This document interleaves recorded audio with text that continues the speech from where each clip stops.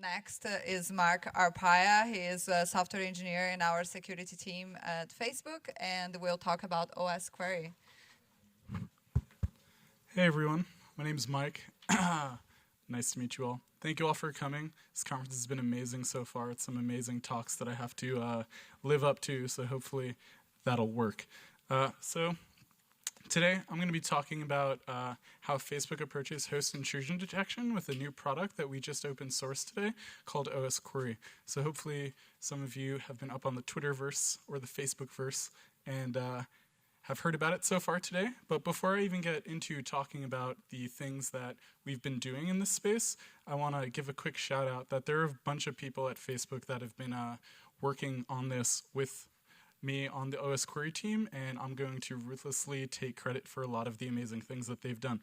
So also, if you're interested in following along, or for some reason the amazing AV setup here isn't good enough for you, the slides are already posted on SpeakerDeck, so feel free to go to bit.ly/osquery-slides, and you'll be able to follow along. So before we get into what the product is and what the product does and how we're approaching the problem, let's first start talking about what's the actual problem that we're trying to solve. So everyone in this room is probably here because you're trying to catch attackers in your infrastructure, right? It's a hard problem. We all know that it's a hard problem, and it's a hard problem that we're all trying to face together, right, as one big happy family. So the problem is very multifaceted. That's kind of what makes it hard, right? So you have insider threats, espionage, exfiltration of your intellectual property, so on and so forth. You have external threats like nation states, advanced persistence threats, hacktivists that are trying to just compromise your application just so they can say that they compromise your application. There's mass malware, there's adware. The amount of threats that we have to deal with as defenders at scale, literally endless. And we're all deploying tools to help us solve these problems. And we need help. We need help with the tools we're deploying. And many of us have way too many vendor products. And when we start, I'm sure a bunch of you have started working where you're working moderately recently, and you probably walked in and were like, okay, what do I have to know? Like, how do we do security here? And you got a laundry list or a wiki page that was like 300 lines long of all of the individual vendor products that you need to become an expert in the next 20 minutes in order to effectively do your job. And that's really unfortunate because a lot of vendor products today solve a really narrow use case. And so we have a problem, we get a specific vendor product that solves that specific problem. New use case, new vendor, right? Now you're spending more money, you have more problems. More money, more problems. And also, we live in a Windows-centric world. If you wanted to get some software to instrument your Windows host, job done, right? There's a whole laundry list of products that you can get that do a pretty good job at doing this, right? But times are changing, and they're changing in front of us, and everyone in this room is probably the organizations that are leading this change. So we're seeing more OS X laptops by our employees. Most of our production infrastructure is probably Linux, right? So we're seeing this kind of shift back to a more Unix-based world. Personally, pretty happy with it. And very few people are successfully instrumenting their OS X and Linux hosts. And now, when we think about how we're going to solve that problem, there's a few pretty key things that we want to make sure that we cover before investing in a solution, right? So I want to talk about what are some of the desired properties. If we were to imagine for a moment what it would look like to instrument our OS X and Linux hosts most effectively, what would it look like? We have a really common phrase at Facebook, which is, what would you do if you weren't afraid? So when we started working on this problem, we thought about what would we create, what would we use, how would we attack this problem if we weren't afraid of how we would go about implementing it after. So basically, think of the most amazing thing you could possibly think of, and then let's build it, right? Because code is just words. We can do that. So we came up with pretty much 4 pretty core concepts that we wanted a product to embody in our environment. We needed it to be simple. We wanted it to be both performant and reliable. We needed it to be really easy to integrate into various parts of our internal infrastructure to take advantage of the most established art that we possibly could. And we wanted it to be extremely flexible in all of those environments so that if we had infrastructure to integrate it with, we could use it. But if we didn't, we don't have to, right? So let's talk a little bit about, I want to go through all of these things. And let's talk a little bit about simplicity. What do we mean when we say we need something to be simple? So if you look at a lot of the things that are out there today that help us solve this problem, they require a lot of complex development to add verifications and checks. If we think about what it means to instrument an operating system at a very low level such that we can constantly stay up to date on the state of that operating system and how it changes over time, it's a lot of low-level coding that's really difficult, that may not be that fun. Sometimes you just want to do something, you want to know when something changes, you want it to be reliable, you want it to be fast, and you need it to be easy, and you don't want to have to go write 1,000 lines of C to do it, right? Or at least I don't. Low-level details should be completely abstracted. For example, I'm really into OS X internals, kind of my thing, right? When it comes to Linux internals, not so much. But I know how operating systems work. I'm really into operating systems. So if I'm really informed about how OS X works and the kinds of questions that I would want to ask OS X so that I can stay up to date on how my OS X infrastructure is performing, then I should be able to ask those exact questions verbatim to my Linux host and get the same answers and the same information just because I know how operating systems work, right? And also, it needs to be really easy to use, really easy to deploy, really easy to maintain, and that's also another problem that we often face, that software that we try to deploy in our environment doesn't really fulfill. So we need it to be really simple. We also want it to be really performant and reliable. We have a really big performance culture at Facebook. Everything we do all kind of centralizes around performance. If you have something that's using a few hundred kilobytes of memory more than it should be, you'll definitely get a bunch of tickets in your inbox of, you better fix this problem, right? So host degradation is absolutely unacceptable. We can't have memory leaks. This is a long... if we want a daemon that's going to run, that's going to collect information on operating systems, that's going to run for a really long time, right? So we need to make sure that the resource utilization on those hosts doesn't dramatically increase over time. We're not leaking memory. We're not thrashing when things aren't working properly, right? And company services cannot be impacted, right? Newsfeed can't go down because we were trying to ask the operating system what kernel extensions it had loaded. Can't happen, right? So we also need extensive logging and metrics, right? I used to work at a company called Etsy. Now I work at Facebook. Those are both two companies that are very focused on metrics collection, data-driven decision-making. If we have a product that's deployed with almost complete ubiquitously across our infrastructure, I want to know how it's performing. If something's going wrong that doesn't impact day-to-day operations of the piece of software, but is still useful to know, I still want to know about that. So I need good logging, I need good metrics collection, I need it to be able to integrate with our internal metrics collection infrastructure. That's really important to me. And then I also need it to be easy to integrate. So every company that's operating at scale has significant existing infrastructure that they've created to allow their employees to easily create products that scale. And whether you use Zookeeper to distribute configurations such that any miscellaneous service can easily get those configurations reliably and quickly, whether you use something like Scribe to do real-time logging, whether you have a very custom data warehouse, all of these things that we do to operate at scale, we often have to throw them away when we get a new product to deploy in our environment.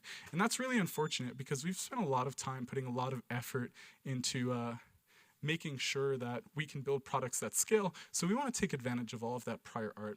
So you should have the option to use your existing infrastructure to help power your host instrumentation, but we want to make sure that it's flexible, right? We want to make sure that if you are deploying something in production where you have access to these things, you can take advantage of them completely. But if you're deploying in Corp on laptops, you probably don't have access to your production data warehouse. Hopefully you don't have access to your production data warehouse. So we want to make sure that if we're deploying in production, we can take advantage of these things. But if we're not deploying in production, we don't have to, right? So it needs to be flexible enough to meet those use cases. And also, host instrumentation, kind of a large domain of problems. There are a lot of individual use cases that can be solved by having a product that makes it really easy for us to ask interesting questions of operating systems. And we want to be sure that we can solve as many of them as possible without increasing the cognitive overhead for our engineers, right? So if you know how a certain product works and you are kind of cognitively down with this way of approaching this problem, then you should be able to solve other similar problems without needing to learn a ton of information. So if you think about what kind of efforts require you to ask interesting questions of operating systems, you have things like intrusion detection, vulnerability management, reliability, compliance, performance. Pretty much everyone in infrastructure wants to ask interesting questions of operating systems easily, quickly, and get accurate results, right? So having a single product, having a single solution greatly reduces the cognitive overhead and the time spent by engineers in your environment when they're trying to solve these problems.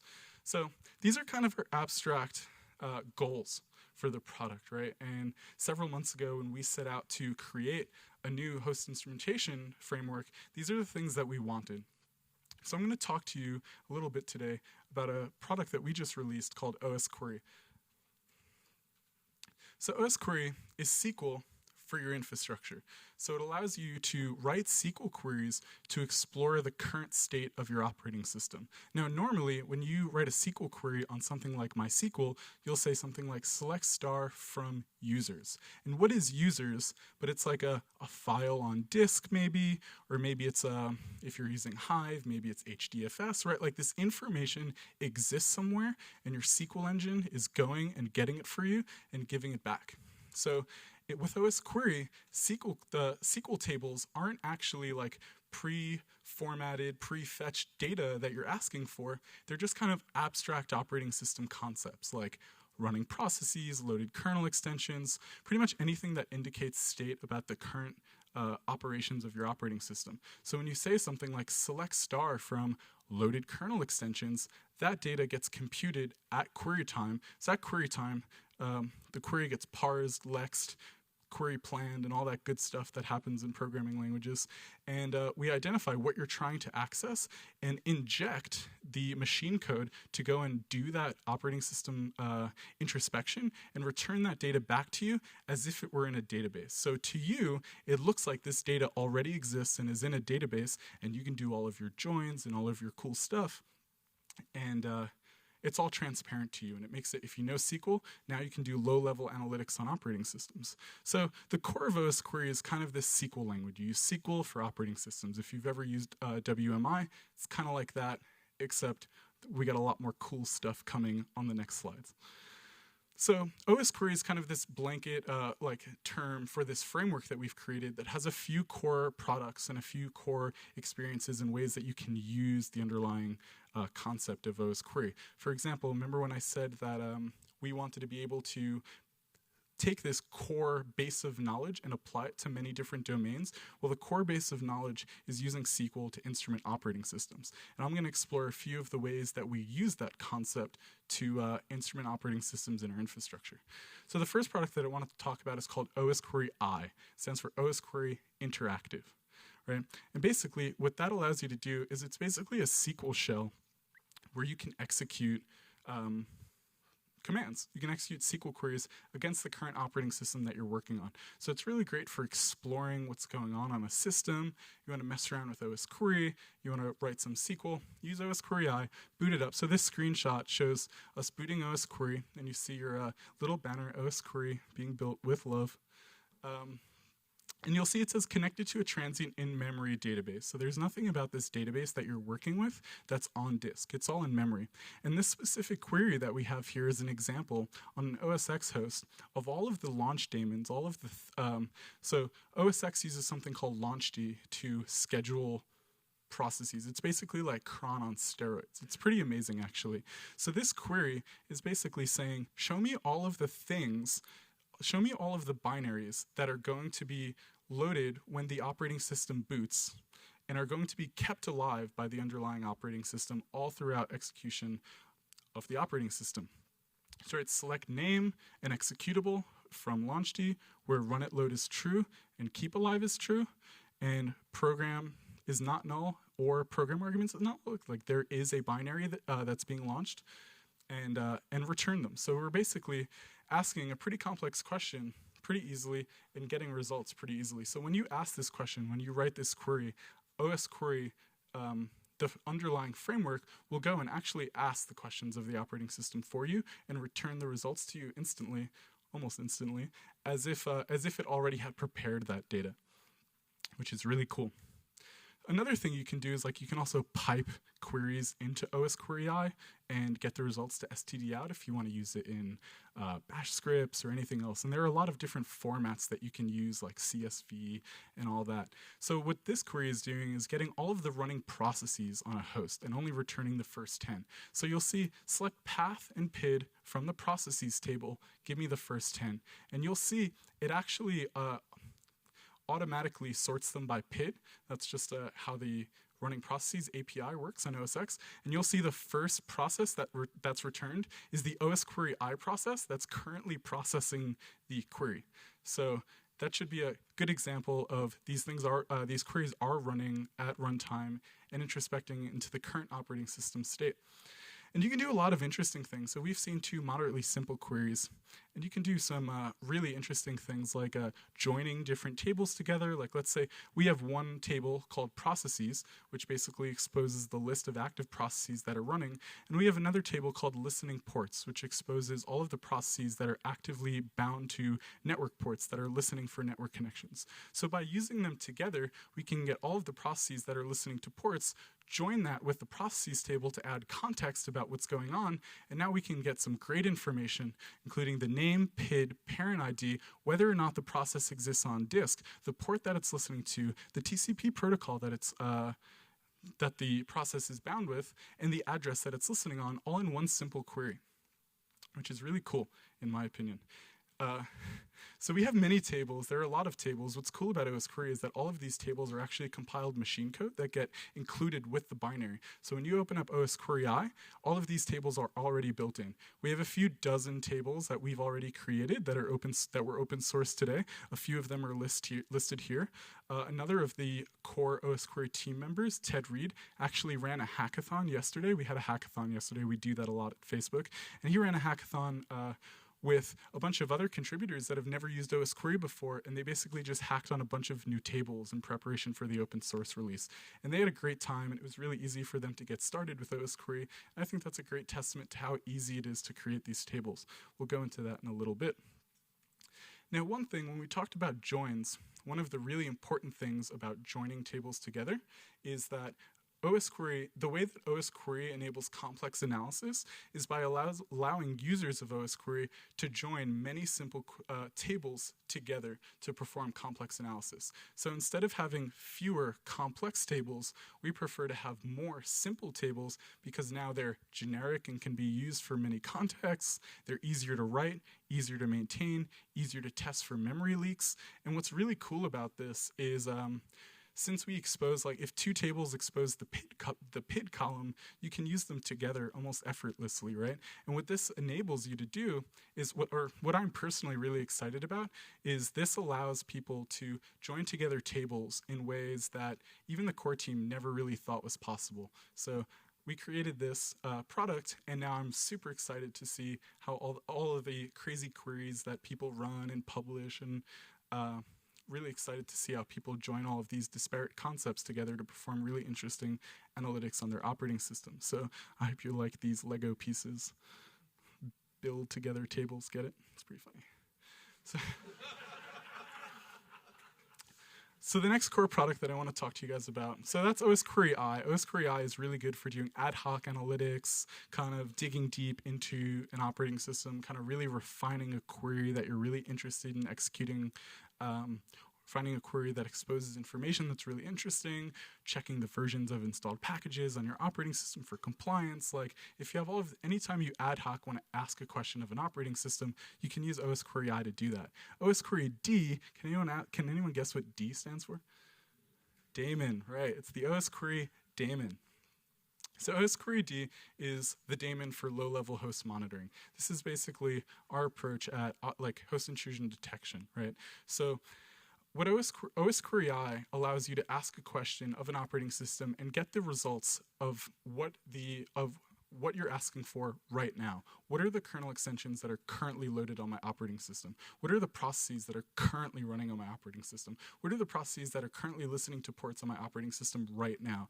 osqueryd allows you to take that query, and schedule it so that you can know how the results of that query change over time. For example, let's say you have a query select star from kernel modules. That's pretty interesting, and you probably want to know how that information changes over time in your infrastructure.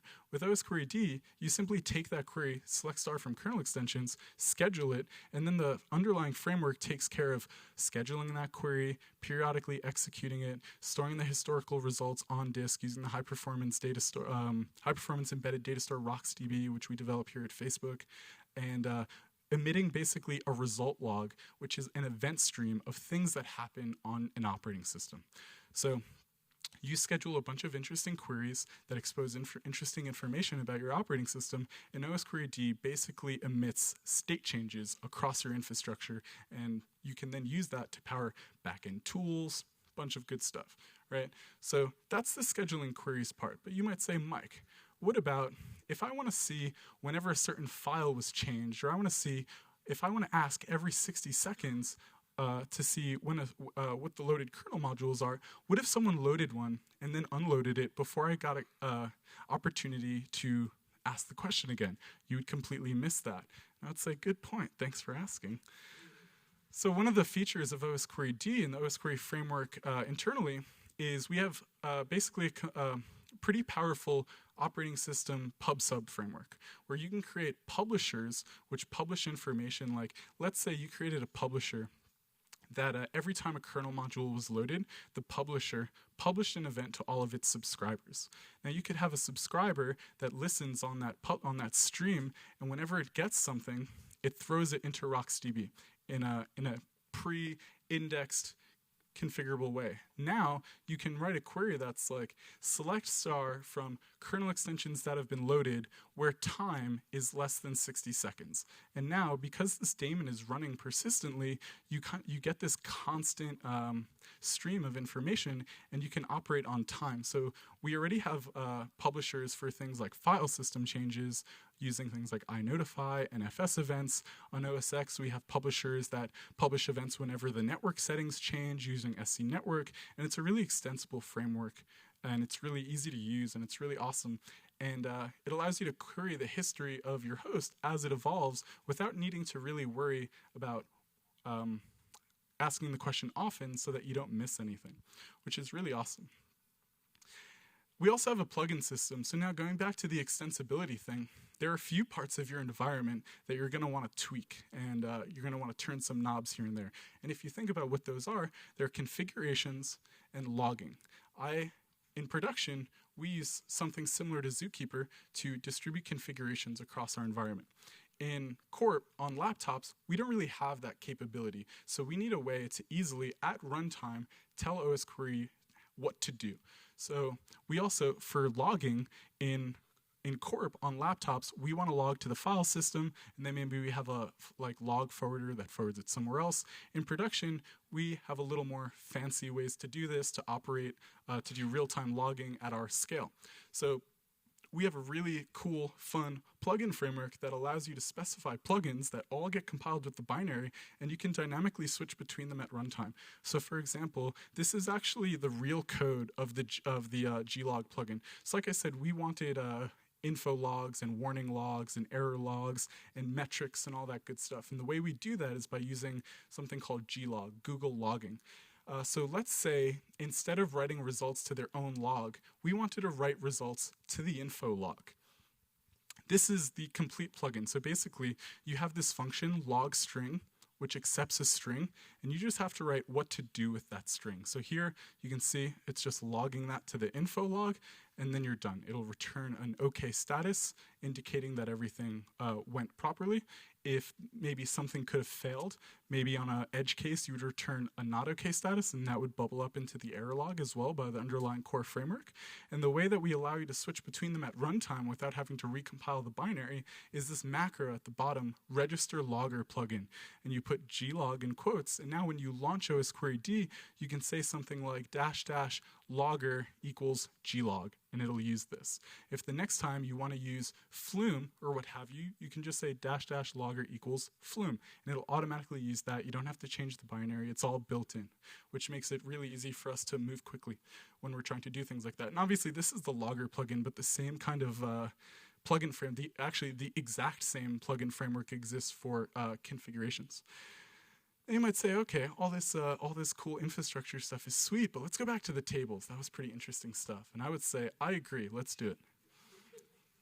So the first thing I want to say about tables is creating tables is really easy. We wanted it to be really fast. We want tables to be really fast to execute, but we also want tables to be really easy to develop so that we can move quickly and create tables on the fly whenever we notice new things, or if we want to instrument a new attribute of our operating systems, we need tables to be really fast. So basically, the way that you implement tables is via really fun Python C++ API. So you basically use Python to say, this is what my table looks like. This is the name of my table. These are the columns in my table. This is where my table is implemented. These are the types of my columns. You basically just define the schema in Python. And then you write a single C++ function that goes and does the operating system introspection and just returns the data. That's it. And the core underlying framework uses the Python that you wrote to automatically generate C++ code that interacts with the SQL engine that interacts with the function that you've defined in your schema file. So if you're creating tables, you never have to interact with the underlying SQL engine, which is really fun. So to go through a bit of an example, let's say you wanted a table called time, which exposed a single row with 3 columns: the hour, the minutes, and the seconds. So this is what that query would look like, right? You'd say select star from time, and you'd say 0, 58, 30. I was up late one night when I took this screenshot, as you all can see. So how would we go about creating this time table? Osquery sounds pretty complex, right? Let's make sure that it's not. So this is the schema file. Basically, we say table name is time. Our schema has 3 columns: hour, minutes, and seconds. They're all integers, and it's implemented in a file called time, and the function is called gentime. Right? Pretty easy. On board so far. This is the complete implementation of that table. So we basically just write one function called gentime, which returns a custom type called query data, which is basically just a list. Query data is just a list of your rows, right? So you create a row, and a row is basically just a Python dictionary or a Ruby map where you have a key and a value, where your key is the name of the column and the value is what you want to return for that row. So here we just get the time using the local time function, and we say that the hour is the hour field in that struct, the minute is the minutes field in that struct, and the seconds is the second fields in that struct. We add that back to the core list of results that we're working with, we return that, job done. Now we've created our timetable, and this is actually the exact code that's used to implement that table. So, and once you create a table, you can use all of the other core underlying features of osquery. So it's pretty modular, pretty easy to use, and even though it's C++ and C++ is scary, it's a pretty good subset of C++. So when we think about reliability, one of the things that we hopefully care a lot about is what we use for build and test infrastructure. So that's what I want to talk about pretty briefly. So osquery is cross-platform from the perspective of we actively support OS X, Ubuntu, and CentOS. There's no technical reason why osquery wouldn't work on other Unix-based operating systems, but those are the ones that we choose to support out of the box. If you want to support osquery on Solaris, have fun. I hope you contribute that back to the main project. But, so osquery, like I said, osquery supports Ubuntu 12.04 and above, CentOS 6.5, and OS X 10.8 and above. And we have dev tools that allow you to move really quickly while developing cross-platform software. So if you've ever tried to develop cross-platform C++, not super fun. So we wanted to make sure that we were making it as easy as possible to develop features that would work on multiple operating systems. So we actually include Vagrant VMs for all of our supported operating systems with complete tooling to create complete dev environments for those operating systems. So if you want to work on a feature on Ubuntu 14, you can just check out the code, Vagrant up Ubuntu 14, make the code, make deps, make, and now the code builds and you have a full Ubuntu 14 development environment. You want to make sure that feature works on CentOS, vagrant up, CentOS, make deps. Now the code's building, you can make sure that it works, run your tests. Another thing that's interesting is that in order to ensure that we don't have any regressions where we stop building on a certain platform, every commit automatically builds on both OS X and Linux via Travis CI. So, for example, when you submit a pull request to osquery, that kicks off 4 builds. One for OS X that builds your current branch, one for Linux that builds your current branch, one for OS X that builds the merge commit into master, and one for OS X that builds that merge commit back into master. So we make sure that we take advantage of automated testing and like modern art to make sure that we don't regress on any of these platforms. Now, so that's kind of how we're approaching the Linux problem, but for OS X, it's actually a bit easier because of the ubiquity in which people manage OS X. So we use Homebrew to manage all of osquery's dependencies. So when you run make deps to install the dependencies of OS X for a development environment on your laptop, it'll automatically install everything via Homebrew. Now, the only thing that you need for a custom osquery deployment in your corporate environment is a config file with all of your scheduled queries. So what questions do you want to ask? What queries do you want to schedule? How often do you want to schedule them? It's all pretty documented on the wiki. But basically, you create this one JSON file, which is your config, and you basically write a single run a single command: /tool/makeosxpackage -c, the path to your osquery config file. And basically what it does is introspect into your current operating system, identify all of the Homebrew packages that exist on your operating system that it needs in order to run osquery and dynamically link against those libraries, bundles them all up into a completely relocatable OSX PKG file, and then you can just take that, throw it into Casper, Chef, Monkey, whatever you use to distribute software on OS X, and then job done. Once you double-click that and install it, by the end of the installation process, that host is running osquery. What's really cool about this, and you might think, well, what if my users don't use Homebrew? Or what if they don't want to use Homebrew, they use Mac ports or something like that? Like, there are all these interesting questions that we have to answer. So the way that we do that is we distribute all of the individual files that you need to run osquery, like as if you had Homebrew installed. If you have Homebrew installed, let's say your users have Homebrew installed, and we just distributed RocksDB or Boost to their laptops. Now, they can manage the dependencies that you just installed on their laptops with their existing Homebrew installation. If they don't use Homebrew, then they shouldn't notice a difference because we've just placed some random files on disk that have in a random path that's not really used for anything else. So it's really flexible. It works with existing environments, and it makes it really fun and easy to manage dependencies. Now, there's a lot of features and a lot of cool little tidbits like this that I can't really go into because we just don't have the time.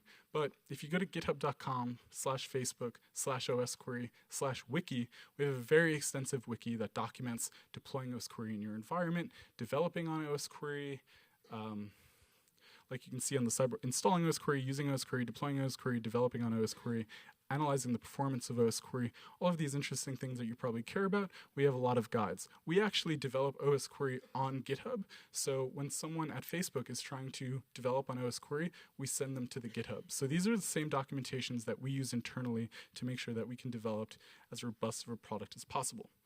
Now, like I said earlier in the talk, osquery is completely open source, and we're really excited to have you all work on osquery with us. So like I just said, all development happens on the open on GitHub. The reason why we're open sourcing this primarily is because the problem that osquery solves, the underlying problem of operating system instrumentation and host analytics, isn't a problem that's unique to Facebook. We all have this problem, and we're all desperately searching for a solution to this problem. So we're really interested in, we've created a product that kind of meets our needs. We're really interested in working with you to help you create a product that meets your needs as well.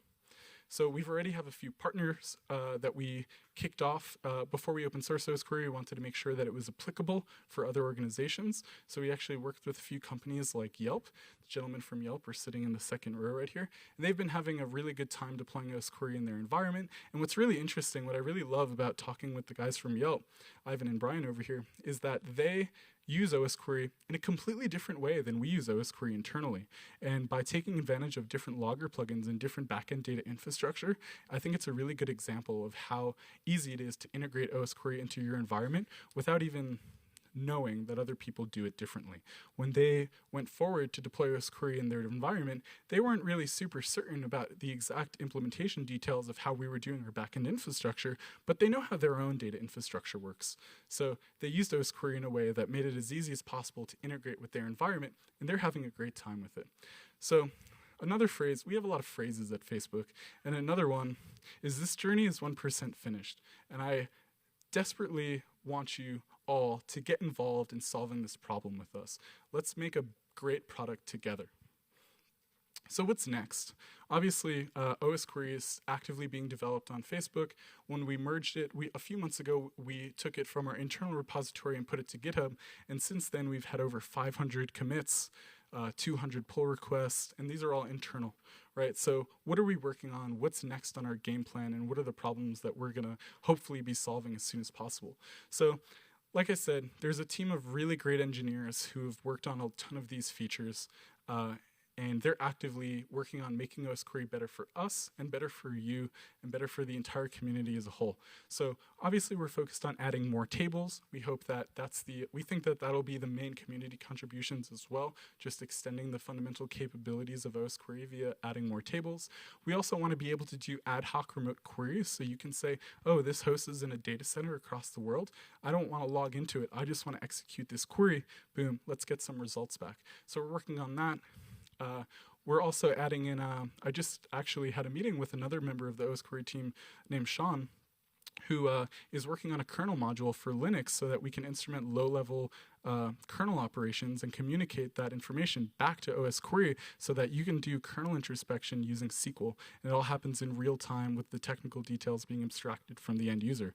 And then another member of the core team, Ted, is working on something called deep systems visibility, which he hopes will make osquery amazing for querying things like UEFI settings, CPU settings, your bootloader settings, your BIOS settings, and all of these different, like, very low-level pieces of information about your operating system that you normally just have no way to get involved with.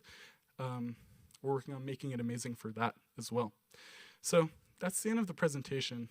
I have 7 minutes left, so we have a good amount of time for some questions.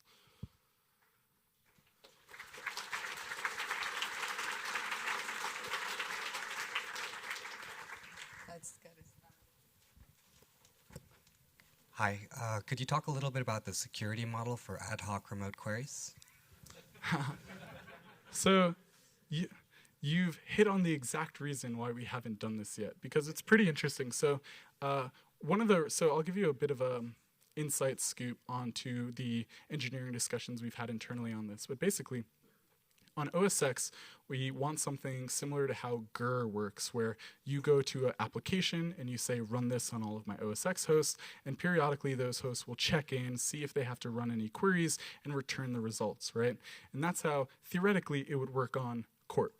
In production, though, we often have the ability to use something like DSH, distributed shell, or some capability to distribute ad hoc bash commands across our entire infrastructure in real time.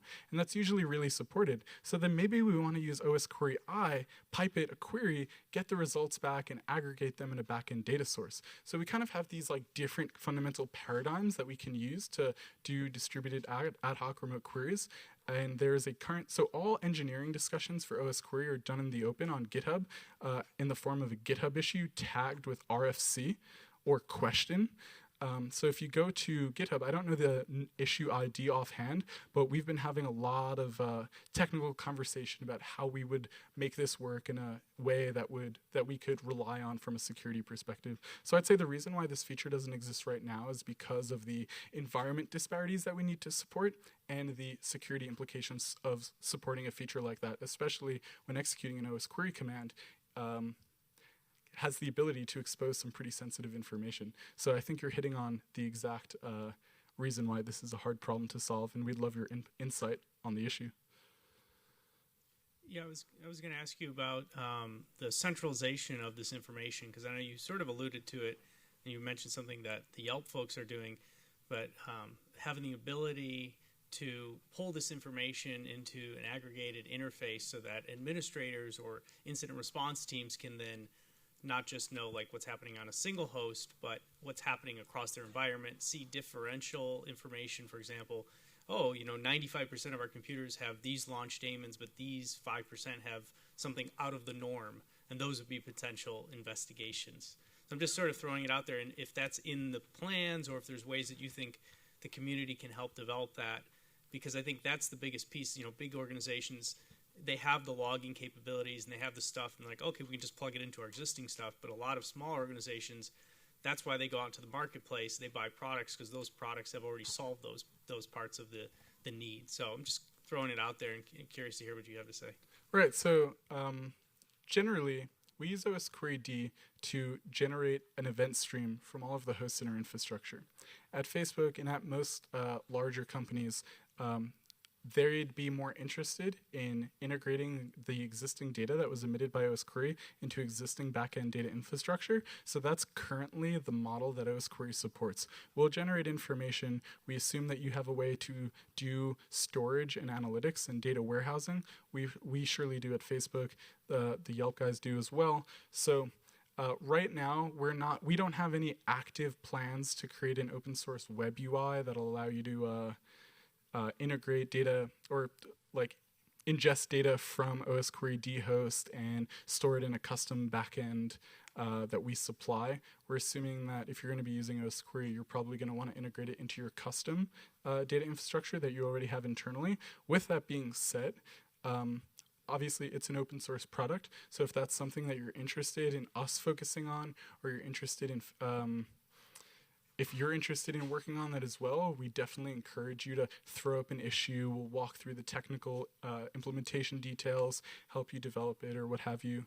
And that's something that we don't have an active need for, so we haven't prioritized its development. But if that's something that the community thinks would be a very critical part of osquery, then we're very interested in supporting that development. Yeah, so extending the same, instead of, in addition to just having multiple devices at multiple data centers, if there was a way to have temporal data, that would have been also very useful, like data in the past. And so the table currently just shows the instantaneous data. If it could have been data from the past, it would have been useful. So that's a great question. That's actually, and that was one of the first inherent questions that we talked about as well when we were creating osquery. And our attempt to solve that specific issue is the events pub/sub framework, the operating system pub/sub framework. So you can create a publisher that basically whenever an event happens on your host that you're interested in, you maybe take that and throw it on disk in RocksDB, or you do something to indicate that that event has occurred. And then we have the ability to auto-generate other tables without having to write any manual C++ other than the publisher and the subscriber that allow you to query that information as if time were a queryable column. So if you had something that so one table we have actually is changes to the etc passwd file. So if you turn on osqueryd and once an hour execute the query, select star from etc passwd changes, and etc passwd has changed 10 times in the last hour, you'll see all of those. So even though you're not querying all the time, you're still getting this historical information, and you're querying it as if it were being computed in real time. So to the end user perspective, this framework doesn't exist, right?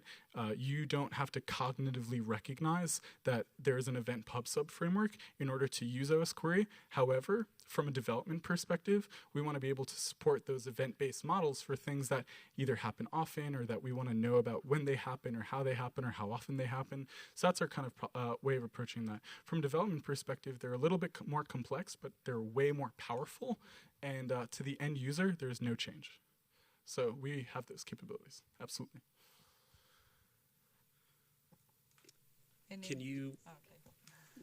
Can you integrate osquery with the existing maybe like Elasticsearch or Splunk infrastructure that you have in your company?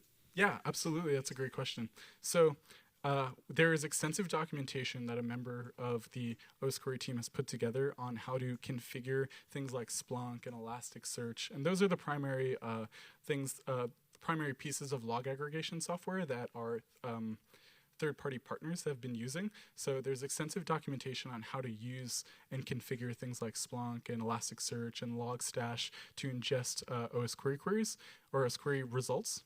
So if you're interested in using something that we don't have extensive documentation on, it should be pretty straightforward. It should be moderately, the results are logged as JSON strings, so it's pretty easy to ingest them into most any log aggregation software. And for all of the log aggregation softwares that we've seen users of osquery use, we maintain very complete documentation on how to set those pieces of software up. So if you're trying to use something that osquery doesn't support, we hope that you'll contribute your insight back to the wiki and back to the documentation that we already support. And if you're using something with a significant level of ubiquitousness, like our ubiquity, such as Splunk or Logstash, we already have extensive documentation on how to configure those. And I think we're out of time. I'm going to be hanging around. Can't miss it. I'm going to flannel. So thank you all. Hope you enjoy it. And I hope we build something.